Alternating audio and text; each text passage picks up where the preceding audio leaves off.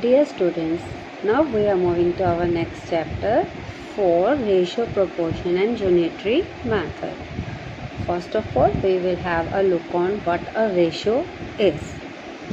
Now see one example. Here Rohan and Sonal, they have collected some stamps. As you see, Rohan has 15 stamps with him and Sonal has 10 stamps with him. That means if we compare the stamps, we have Rohan 5 more stamps than Sonal. So we compare it with by finding the difference of stamps. So here is first method then that we can compare by finding the difference. As we have done in this example, we have taken the difference between two, 15 minus 10. 15 stamps Rohan has and 10 stamps Sonal has, and we find the difference. That means Rohan has 5 more stamps than Sonal. Now the next is we can find by dividing the numbers. We can compare two quantities by dividing the numbers. So as we know, Rohan has 15 stamps and Sonal has 10 stamps. So 15 stamps and Sonal has 10 stamps. Here we are comparing them by dividing. So we divide it. As we can write it in fraction form also. And if we find lowest term of this fraction, we can divide it by 5. We get 3 by 2, and 3 by 2 is the lowest term of this fraction. That means Rohan has 3 by 2 times stamps than Sonal. This means Rohan has 3 by 2 times stamps than Sonal. So by dividing and finding the lowest term, we can find the ratio. This when we compare two quantities of same kind by division of same kind, remember this, that must be of same kind, we say a ratio is formed. Here ratio is formed. That means Rohan has 3 parts and Sonal has 2 parts. So comparing two quantities by division is called the ratio. The what is a ratio is comparing two quantities by division. That is a ratio. And the symbol we used to denote a ratio is this. This is the symbol to denote the ratio. This is symbol for ratio. So what a ratio is? Ratio is to compare same quantities by dividing. So this is the symbol to denote the ratio. And we will read the ratio like 3:2. If we read is 3:2 or 3:2. In this, 3 is the first term and 2 is the second term. 3 is the first term and 2 is the second term, and the first term is called the antecedent and the second term is called the consequent. The first term antecedent and second term consequent. This is the fraction form. If we write it as 3 by 2, this is the fraction form. If we take it as 3:2, this is the ratio form. 3 is the first term and 2 is the second term. Means numerator is first term called antecedent,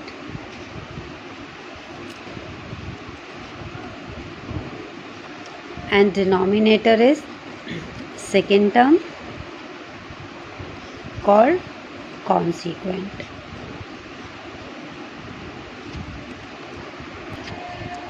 Now to find the ratio, we must have the lowest term of that fraction. So here is some table. Look at this table. Here we have the fraction 14/16. First of all, if we write it in fraction in ratio form, we have 14:16. But we will find the simplest form or the lowest form of this. That will be we divided by 2. 7:8. So 7:8 is the simplest form of the ratio, and we read it as 7:8. Similarly, 100 by 40 is a fraction. We write it as 100:40. Simplest form will be 5:2, 5:2, and we read it as 5:2. 19 by 25 ratio 19:25. It is the simplest form itself. So we read it as 19:25. 8 by 40, write it as in ratio form 8:40. Simplest form will be 1:5, and we read it as 1:5. Now here are some steps you must remember to form a ratio. First one, while forming a ratio, the two quantities compared should be expressed in the same unit. The unit must be same. The first thing you remember that here one example is given, ratio of 2 meter to 75 centimeter. See, meter and centimeter, they are not having the same unit, so we have to convert it into same unit.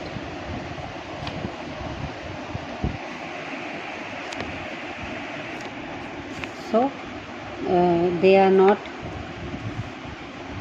same unit, so convert it into same unit.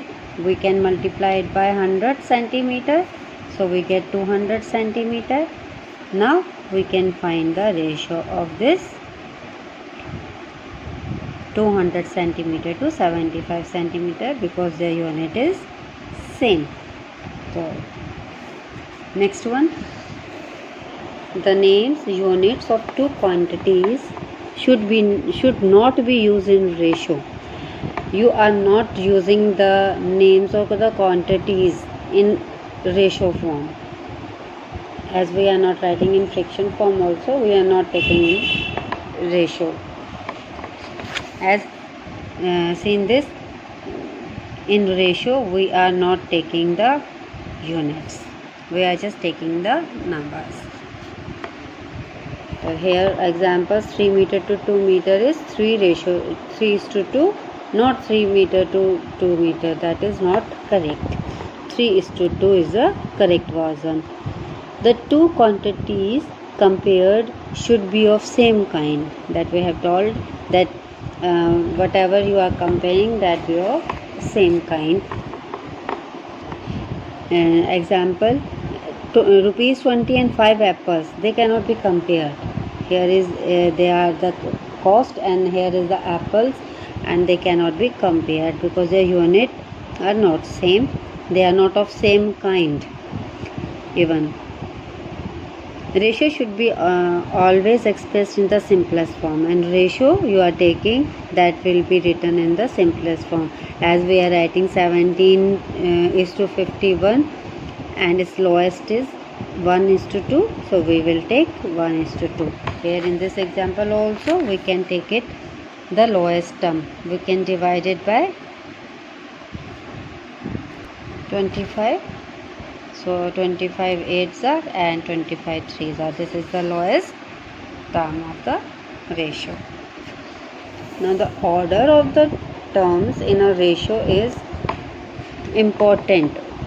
Order is important.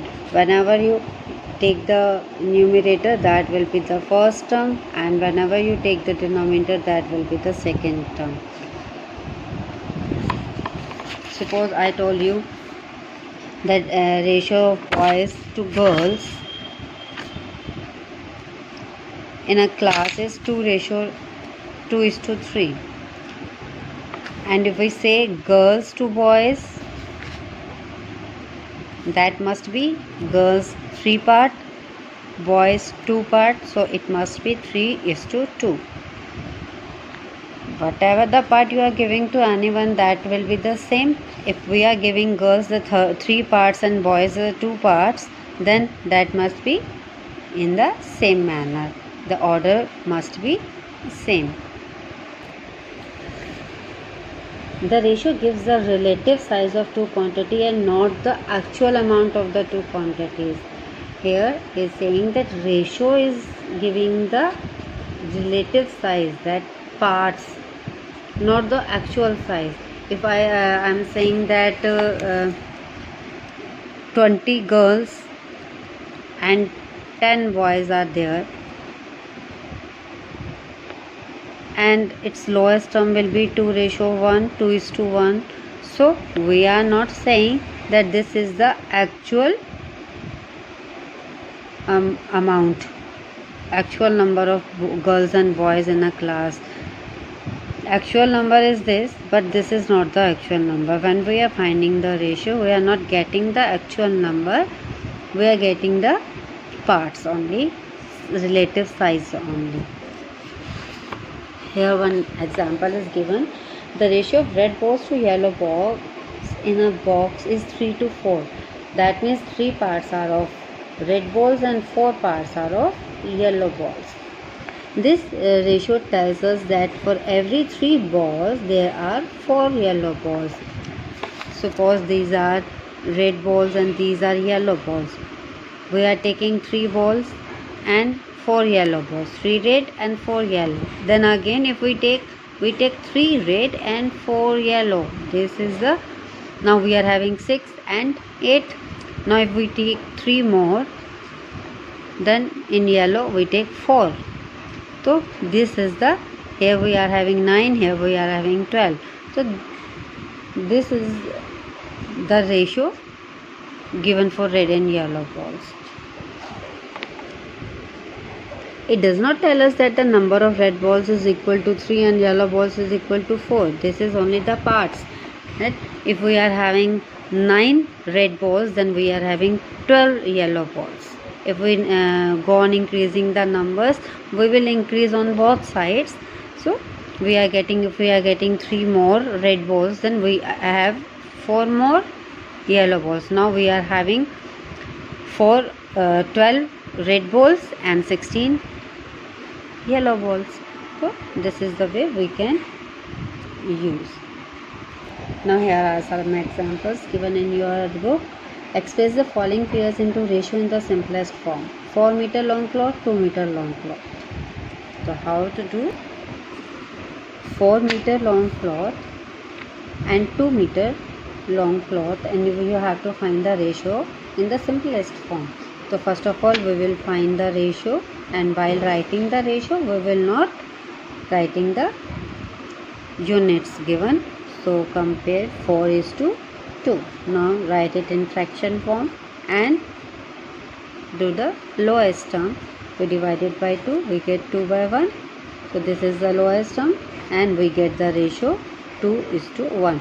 See, 4, 2, 2, 1. 2:1. We get 2:1. Numerator will be on first and denominator will be on second. Antecedent and consequent. Now next example, 150 kilogram and 120 kilogram. Units are same. So in ratio form we will write 150:120. Now get the fraction. Divided by 10 first, we get 15/12. Now divided by 3, we get 5/4. So the ratio is 5:4. So like this, by finding the lowest term, we can get the lowest term ratio. Now next is 12 liter and 9 liter. So first of all write it in ratio form. So 12:9. Now fraction, 12/9 divided by 3, we get 4/3. Then ratio will be 4:3. So like this we can find the ratio in lowest term. Now in second example, Find the ratio of 3 kilogram to 250 gram. 3 kilogram to 250 gram. Now see, in this example their units are not same, so first of all convert it into same units. We will multiply it by 1000 gram because in 1 kilogram we are having 1000 gram. Here we get 3000 gram and 250 gram. Now find the ratio. When writing the ratio, we will not write the units, we will write the quantities only. Now take it in fraction form, and after finding the lowest term, we can cut 5, 60, 12, 1. So 12 by 1 is the lowest term, and in ratio we get 12:1. So whenever you are not having the same units, you can convert it into the same units. And the next example, Mr. Gupta earns rupees 44,500 in a month. He spends 3,600 rupees and saves the rest. Find the ratio of earnings of expenditures to savings to earning. First of all, we will understand this question, that what is saying. Mr. Gupta earns. Earns means it's earning. So earning of Mr. Gupta is earnings of Mr. Gupta. We will write earnings. Earnings of Mr. Gupta is 4,500 rupees. Now he spends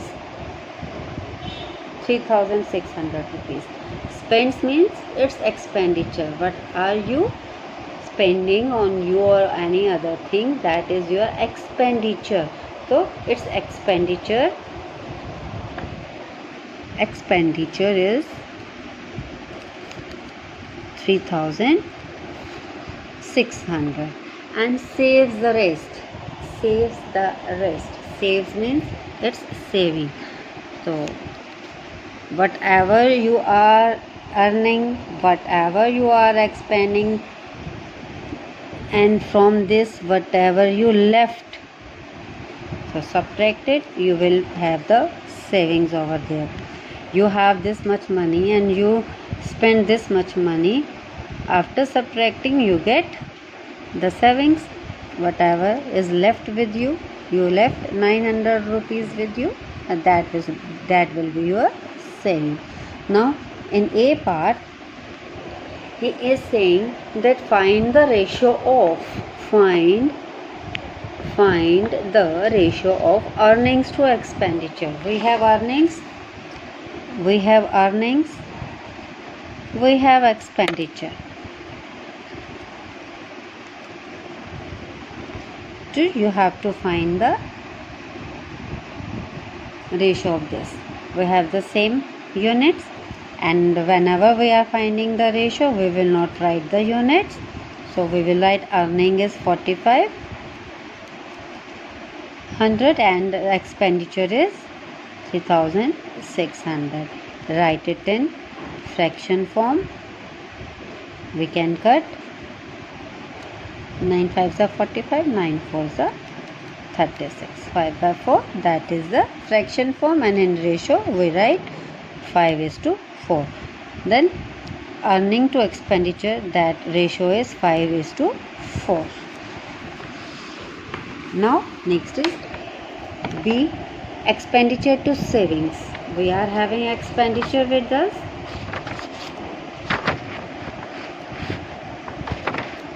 and we are having savings with us.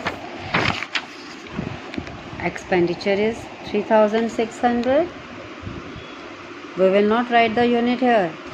Remember, we will not write. When we are finding the ratio, we will not write the units.